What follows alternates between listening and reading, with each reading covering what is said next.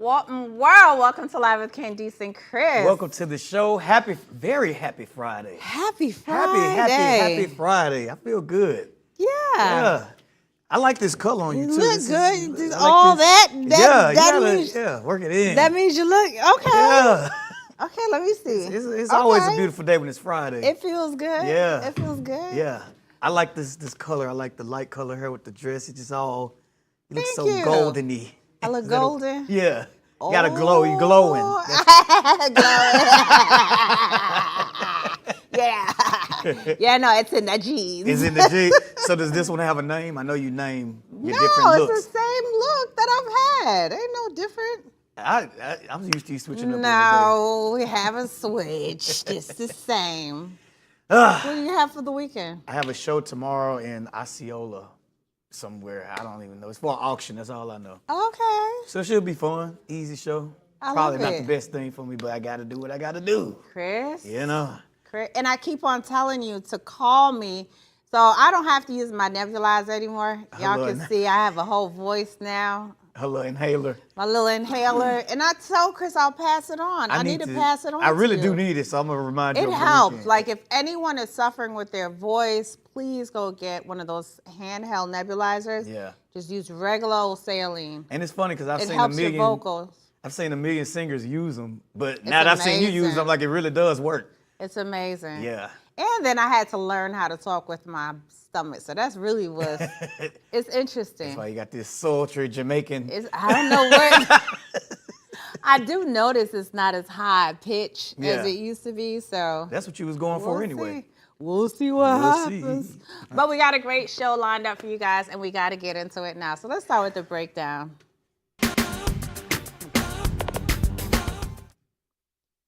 A North Carolina pastor named Reverend Bobby Leonard is under fire for speaking about women and rape in the pulpit. He said to his parishioners that they're almost very lucky that he's no longer on jury duty, because if he was on jury duty and someone came before him as a rape victim, the guy would probably get away because men are just being men. Take a listen to this video. I used to say this. I haven't said this in a long time. You ready? I said, if you dress like that and you get raped and I'm on the jury, he's going to go free. You don't like, do you? I'm right, though. I can't help you don't like it. I'm right. Because, a man's a man. Now, he is, like I said, Reverend Bobby Leonard from Bible Baptist Tabernacle in Monroe. And he's literally saying if women wear shorts, they're asking to be raped, which is absolutely wrong. And it's vile that a pastor would even say something like this. I think he should step down from the church. He did put a sign outside on the church saying that he was sorry if he offended anyone. And that was it. Like, I guess they're used to him speaking this way. I'm shocked that all the women in the church didn't get up and walk out. Well, this is resurfaced. So I guess this happened a while back and it resurfaced. So now it's really, really trending with millions and millions of views. I guess the first time maybe he said it, social media is different now. So, yeah. You know what? This lets me know that cancel culture is very selective when it comes to stuff like that. I don't know if you... Kim Burrell, who is a gospel singer, I don't know if you follow Kim Burrell, she was doing a performance at a church, and she said on the mic, she told one of the women in the audience that were singing along with her to stop singing with her because the Lord was using her. And they immediately canceled Kim Burrell. They threatening her on social media. But then this dude can say that he would allow a woman to get raped because she wore a pair of shorts, and it's like... I wouldn't say they're not canceling him. I think people are outraged. That's why it's gone so far. Yeah. But how can you're supposed to be a man of God, and you're hoping that this would happen to a woman? Take away God, but what happens to humanity? Yeah. You're actually hoping that someone would get harmed. And you know what? I bet it's a lot of older white Christian men that probably think like him. I would not be surprised at all. The fact that nobody in the church, I would expect to hear gasp or something, pins drop. So they obviously, like you said, they may be used to him saying these type of things. But or maybe they just, they're on their way out. He looked like he's not too far there. himself. It might be a church. You know how they got about 5 members? Yeah. Because all the other ones passed away because they're old. That might be the situation. Say he on his way out. You never know. He still got the plastic flowers in the front. But we're appalled. That should never happen. He needs to step down. Yeah. Definitely needs to. And speaking of on their way out, a number of congressional Republicans are quickly trying to distance themselves from the controversial Alabama rule that was passed last month, in the Supreme Court. Now, they passed a law that said that frozen embryos are considered fetuses, and discarding them should or could result in criminal charges. Now, because of this law being passed in Alabama, a lot of IVF clinics have now paused treatment. So now Republican candidates are scrambling, trying to save face. Long story short, they huffed and they puffed and they got the law passed, and then they realized, oh, we effed up real bad. So, I mean, are we really shocked? They've been trying to overturn Roe versus Wade for a while. So, I mean, they got what they wanted, but I think the public's reception to this has not been the backlash they were expecting. I think the thing with this, it does tie into the Roe versus Wade, but not so much, because what a lot of people don't know. So in case you're wondering how this even came to be, it was actually a couple who had embryos inside of a hospital, and a patient just happened to wander in and dropped one of those vials by mistake. That's really how it started. And the couple decided that they were going to sue the actual facility that housed the embryos. Yeah. The lower court said absolutely not. You cannot sue because they said that embryos are not human beings. Right. The upper court overturned that ruling and said, going forward now, yes, embryo are considered human living, I won't say things, but people. Human beings, yeah. So here we are now. So my question is, and what baffles me, for the embryos that are already there, what are you going to do with them? Do you know what I mean? What's going to happen to them? Because if I have IVF treatment, that's my right to say what I'm going to do with my eggs. I don't know why them people want to mess with other people's egg. Yeah. Like, what sense does that make? And why are we politicizing reproductive rights? Like, that shouldn't be something that should be a political, you know what I mean, thing to toss back and forth. But not only that, when I looked at the numbers, the numbers don't even add up for what they're trying to do, because it's Caucasian women, the highest, that use IVF. IVF is expensive. Yeah. It is not cheap. A lot of insurance companies do not cover IVF, and you're talking about how many millions of births per year, and you have a 1 to 2% that actually need IVF to start a family. So this is disgraceful. And it's crazy because the Republican Party claims to be pro-life, but this is literally like creating life. I can kind of see the abortion.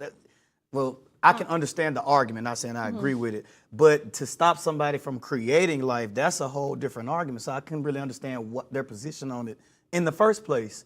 It takes me back to third world countries when they have to do crowd control. Yeah. You know what I mean? Like, oh, we're going to kill all the newborn boys or the newborn girls. It's like, what are we doing? Population control. What are we doing in the U.S.? Yeah. Because it's a woman's right to do what she wants to do. I think what happened is they're using church in this, and that's not okay. Yeah. Because trust me, when you get before God, he's not about to ask you who you saved. He's not about to ask you what you did. Yeah. He's going to say, was I in prison and you visited me?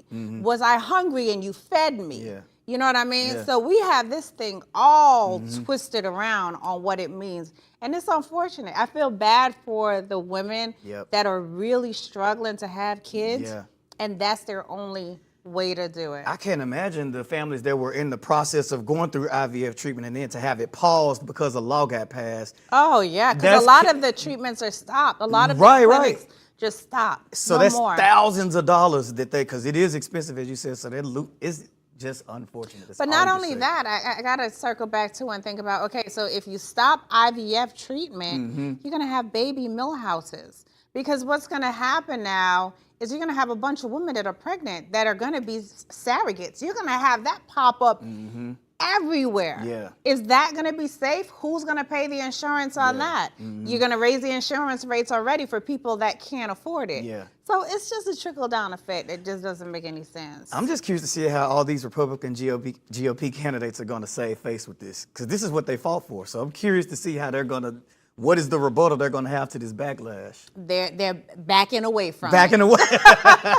Backing away from it. So not long ago, we spoke about a story of a young man who was fighting to keep the length of his hair at a school. Well, a judge have now overturned that and says the 18-year-old Darryl George Jr. has lost that case. His school took him, well, the school district tried to sue, saying that they needed him to cut his hair. He has it in locks and it's twisted up. He keeps it up, but the school is saying the policy is if it passes his shoulders, then it's against their rules. And they're saying the Crown Act has nothing to do with it and it doesn't even apply, which I did look up the Crown Act and it actually doesn't.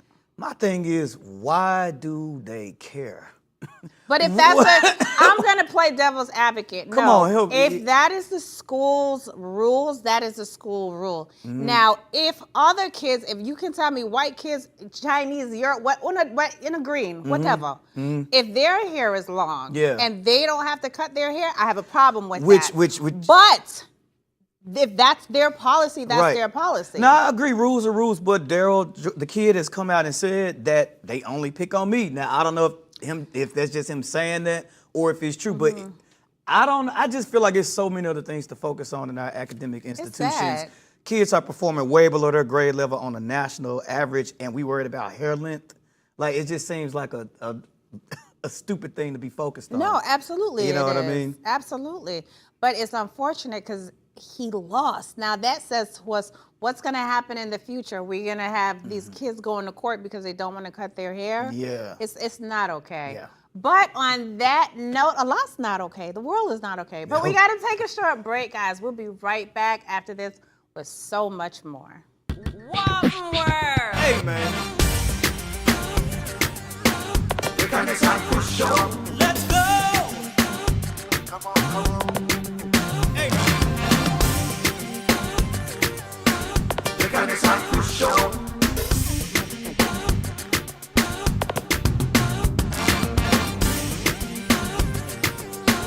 The Candice Kris Show.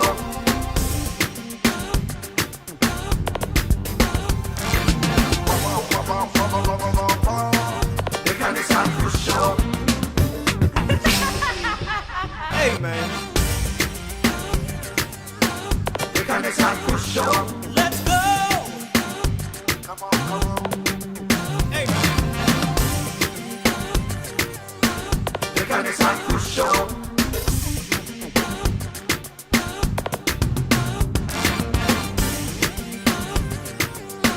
The Candice Kris Show.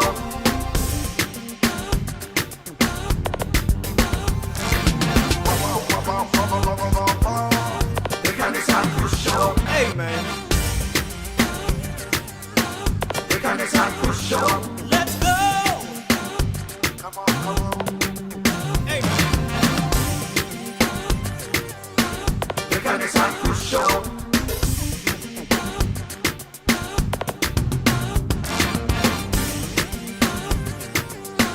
The Candice Kris Show.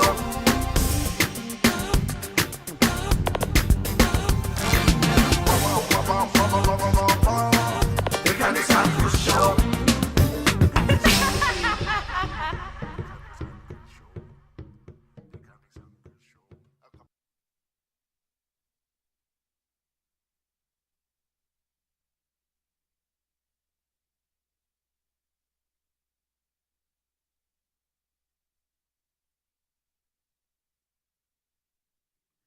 Welcome back to the show. You're just in time for what's trending. So just last week, they were couples goals, and this week they are headed for divorce. I'm talking about Real Housewives of Atlanta star Portia Williams, who is divorcing her husband, Simon Guobadia, after 15 months of marriage. Now, this split comes on the heels of rumors about his possible deportation and some illegal business dealings in his past. Now, sources close to the couple have said that the divorce is unrelated to those allegations. Meanwhile, Portia has announced that she will be returning to the Real Housewives of Atlanta this fall. I didn't see this one coming. This one caught me off guard. Why are you making that face? Honey. Yo. Honey, Portia said, no, Britta, you going back to your country by yourself. By your damn self. So Okay, so I didn't know it was so loaded. yeah. So he filed a couple of times. It's not the first time. It's been a few times, and he's actually been deported twice. Yeah. Okay, so not only has he been deported, but he falsified documents and ended up getting a green card. So he was able to get a green card. They revoked the green card from him because he got that fraudulently. So not only did he get that fraudulently, he has a criminal past that's not disclosed yet. So I think all of this came out from him trying to get his papers, and Portia probably didn't know any of this. He probably never said nothing. And now all of a sudden, he's a criminal. I feel that's what happened. Because just up to last week, I was on her page because I follow both of them. Yeah. And they were, oh, I love you too. I love you. Mama Africa. Huh? Now this it's week, divorce it's court? divorce. No, she said no. And some of those criminal charges are felony bank charges and credit card fraud. So he's got some serious stuff pending. But you know what, though? We were talking yesterday about the lady with the 50 TikToks. They got engaged a month after dating. Don't do Portia, that. Portia didn't do that. She should have did that research, dog. She should have did that research. Don't do that. I'm just saying. First of all, you're talking about immigration. That stuff she probably couldn't even find. She wouldn't even know that stuff. He got deported twice. Where does it say on public record that you got deported, Negro? They don't put that on public record? Not that I have seen.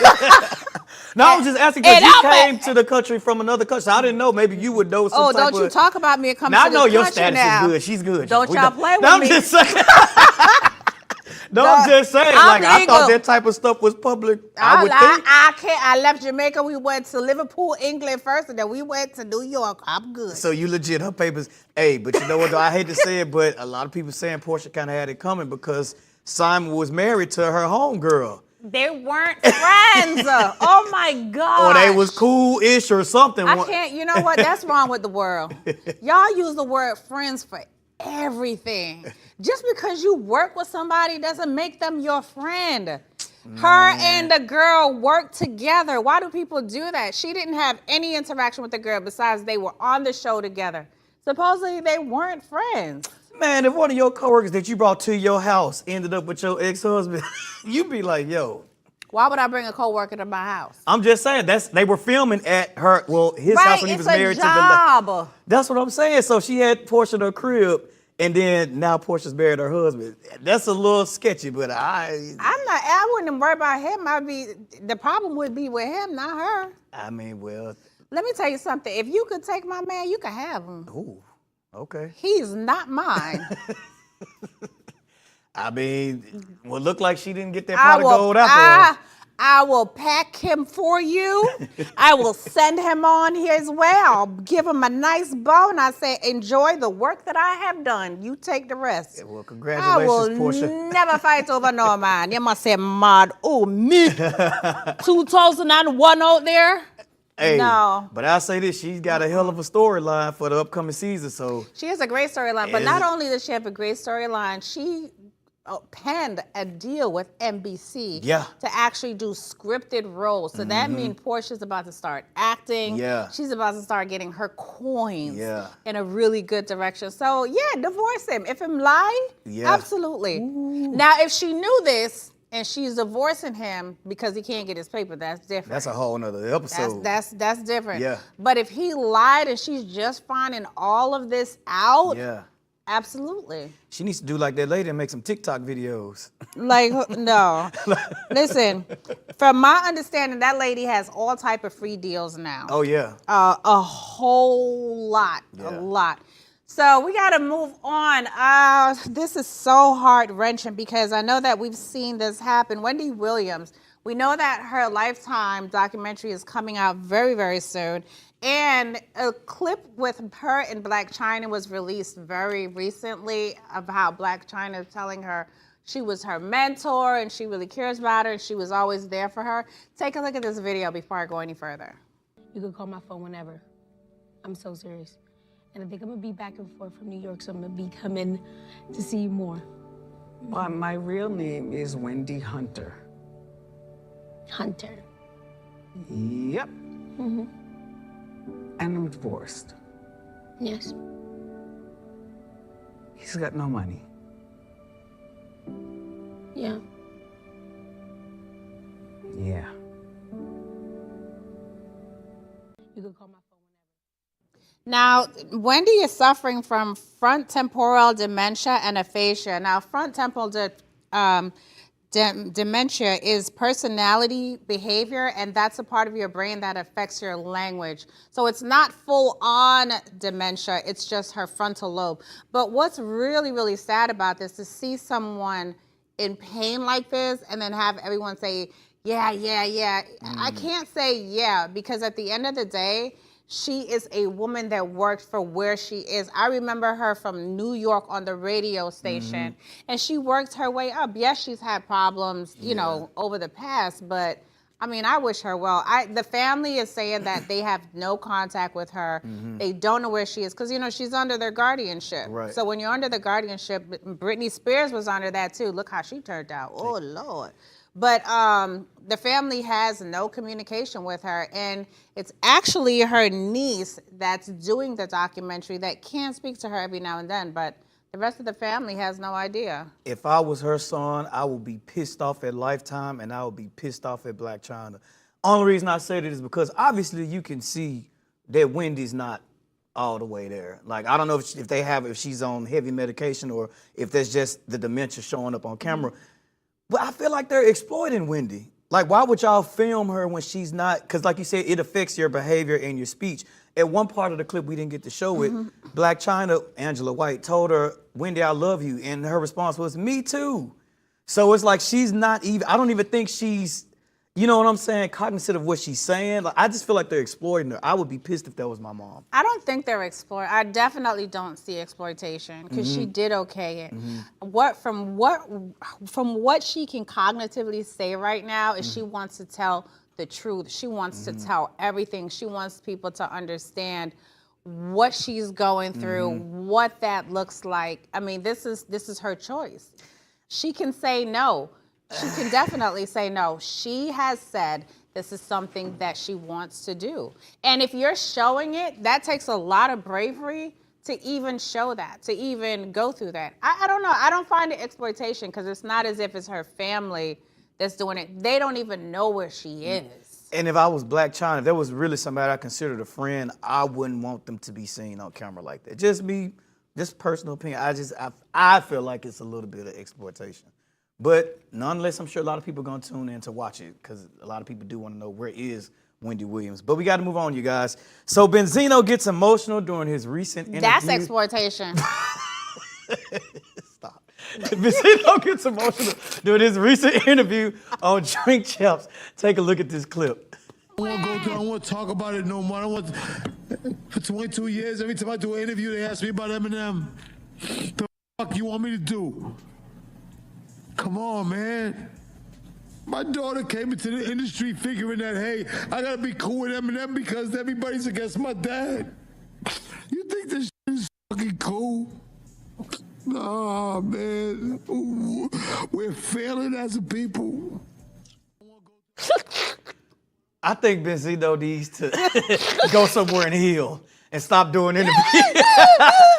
I mean, he did say some valid stuff in there. I mean, it is sad to see him and Coi Leray beef like that. I mean, They need to drink champs. They need to give them water. that's that Shannon Sharp tactic. They give you liquor, you start talking They a lot. don't need no more liquor. I'm sorry, next Zeno. Oh, Benzino, the world is so rough. I'm sorry. I'm sorry. Hush. It's all right. Hush, hush. I mean, Let's move on. So, it's not me. Monique, the one they call everybody baby. Boy, Precious is really Monique. The two go together. Recently, she responded to her son. I don't even want to say, take a look at the video. I'm coming to that motherfucking airport, and I done just seen this motherfucking TikTok of my goddamn son.